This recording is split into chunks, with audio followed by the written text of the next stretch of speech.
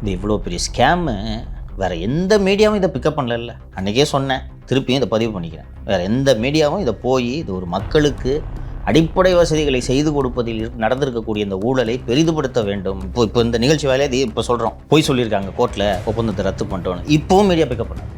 அவர்களுக்கு சீமான், மும்மொழி இதில் தான் கவனம். சார், நம்ம ஏற்கனவே இந்த டாய்லெட் ஷீட் க்ளீன் பண்ணுறதுல ஊழல் அப்படின்ற ஒரு விஷயத்த பேசியிருந்தோம். அதில் பார்த்திங்கன்னா யாருக்கு டெண்டர் கொடுத்துருந்தாங்களோ அவங்களுடைய கான்ட்ராக்டே நிறுத்திட்டோம் அப்படின்னு சொல்லிட்டு பொய் கோர்ட்டில் அவங்க அரசு தரப்பில் சொல்லியிருந்தாங்க அப்படின்னு சொல்லிட்டு அதோட டெவலப்மெண்ட் என்னங்க சார்? சொல்லிடுறேன். மனுதாரர் தரப்பில் நீதிமன்ற அவமதிப்பு வழக்கு தொடர்வதற்கு முதல் கட்டமாக சென்னை மாநகராட்சி ஆணையர் திரு குமரகுருபரன் மற்றும் மாஸ் செக்ரட்டரிக்கு கண்டெம்ப்ட் நோட்டீஸ் அனுப்பியிருக்காங்க. ஃபஸ்ட்டு, நீங்கள் நீதிமன்றத்தில் பொய் சொல்லியிருக்கீங்க. நீதிமன்றம் எந்த அடிப்படையில் வழக்கை முடித்து வைத்தது என்றால், நாங்கள் இந்த சம்மந்தப்பட்ட நிறுவனத்தோட ஒப்பந்தத்தை ரத்து செய்து விட்டோம் என்று நீங்கள் தெரிவித்தது அடிப்படையில் நீதிமன்றம் இந்த வழக்கை முடித்து வைத்தது. ஆனால் இன்று வரை இந்த ஒப்பந்தம் ரத்து செய்யப்படவில்லை. ஃபஸ்ட்டு நான் சொன்னேன், அது பொய்ன்னு சொன்னேன். பொய் சொல்லி மாட்டிக்கிட்டாங்கன்னு தான் நான் சொன்னேன். இந்த மொமெண்ட் வரைக்கும் கான்ட்ராக்டை ரத்து பண்ணல. இதை ஏன் நம்ம இதை விவாதிக்கணும்னா, எவ்வளவு துணிச்சலாயிடுச்சு பார்த்தீங்களா? ஹைகோர்ட்டில் போய் எழுத்துப்பூர்வமாக ஒப்பந்தத்தை ரத்து பண்ணிட்டோன்னு சொல்லிட்டு பொய் சொல்கிறீங்களே, அதை தீர்ப்பில் வேறு, அதுவும் தலைமை நீதிபதி அமர்வு சீஃப் ஜஸ்டிஸோட பெஞ்சில் நீங்கள் போய் இப்படி பொய் சொல்லியிருக்கீங்களே, விட்டுட்டு போயிட்டு வர மனுதாரர் ஒரு சீஃப் ஜஸ்டிஸ் எப்படி பார்ப்பாரு? இப்போ கண்டெம்ட் நோட்டீஸ் அனுப்பிச்சிட்டாங்க, கண்டெம்ட் போகுது, எப்படி பார்ப்பாரு?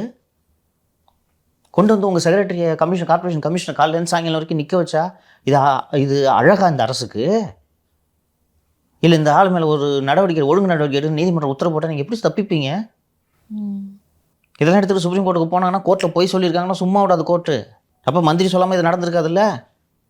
மந்திரி போய் கோர்ட்டில் நிற்க போகிறதில்ல, கார்பரேஷன் கமிஷனர் தான் போய் நிற்பார்.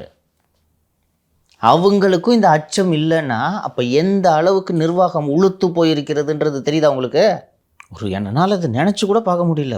ஃபஸ்ட்டு தூக்கி போட்டு பணத்தை வாங்கி தானே திருப்பி வாங்கியோ, பிரச்சனை ஆயிடுச்சியா, நீங்கள் டாய்லெட்டே கட்டாமல் வச்சுருக்க, பில்லு வேறு ரிலீஸ் பண்ணிட்டோம் போயா. இப்போ இன்னொன்று, அது சம்மந்தப்பட்டவர் இதில் விசாரணை வேணும், லஞ்ச ஒழிப்புத்துறை விசாரணை வேணும்னாலும் கூட காம்ப்ளிகேஷன். அவரோட பிரேயரே இந்த ஒப்பந்தத்தை ரத்து பண்ணுங்கன்றது தான். அதை கூட செய்யாமல் போய் நீதிமன்றத்தில் பொய் சொல்கிறார்கள் என்றால், இப்போது நீதிமன்ற அவமதிப்பு நோட்டீஸ் அனுப்பியிருக்கிறார்கள். நீங்கள் பொய் சொல்லியிருக்கீங்க, இன்றைக்கி வரைக்கும் ரத்து பண்ண நோட்டீஸ் அனுப்பிச்சிருக்காங்க. அடுத்து நீதிமன்ற அவமதிப்பு வழக்கு தொடுப்பார்கள். அப்போது இதற்கான விளைவை சம்மந்தப்பட்ட அதிகாரிகள் சந்திப்பார்கள். எனக்கு ரொம்ப வருத்தமாக இருக்கிற இன்னொரு விஷயம், இது இவ்வளோ பெரிய ஸ்கேமு வேறு எந்த மீடியாவும் இதை பிக்கப் பண்ணல. அன்றைக்கே சொன்னேன், திருப்பியும் இதை பதிவு பண்ணிக்கிறேன். வேறு எந்த மீடியாவும் இதை போய் இது ஒரு மக்களுக்கு அடிப்படை வசதிகளை செய்து கொடுப்பதில் நடந்திருக்கக்கூடிய இந்த ஊழலை பெரிதுபடுத்த வேண்டும். இப்போ இந்த நிகழ்ச்சி வேலையை இது இப்போ சொல்கிறோம், போய் சொல்லியிருக்காங்க கோர்ட்டில் ஒப்பந்தத்தை ரத்து பண்ணிட்டோன்னு. இப்போவும் மீடியா பிக்கப் பண்ணாது.